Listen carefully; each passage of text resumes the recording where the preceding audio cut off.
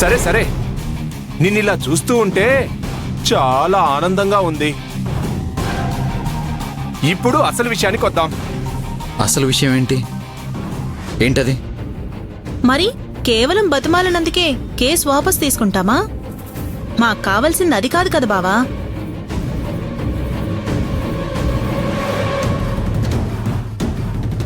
ఇదిగో ఈ అగ్రిమెంట్ చదువు. ఏంటది?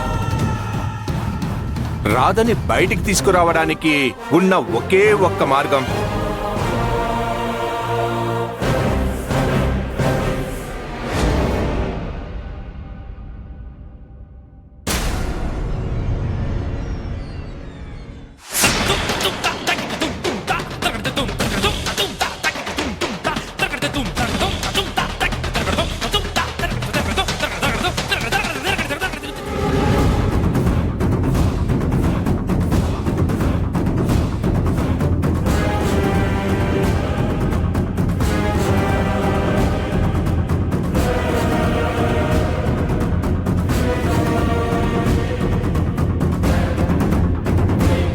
మనుషులేనా మీరు?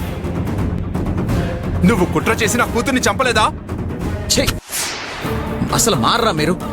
మారాం బావా, అందుకే నీ అసలు రూపం తెలుసుకున్నాం. నేను చచ్చినా సంతకం పెట్టను. అయితే రాధ చచ్చిపోతుంది, పర్వాలేదా? కేసు వాపస్ తీసుకోకపోతే రాధ కోర్టుకు వెళ్తుంది, తనకి శిక్ష పడుతుంది. ఆ తర్వాత పేపర్లో, టీవీలో, సోషల్ మీడియాలో స్ప్రెడ్ అవుతుంది.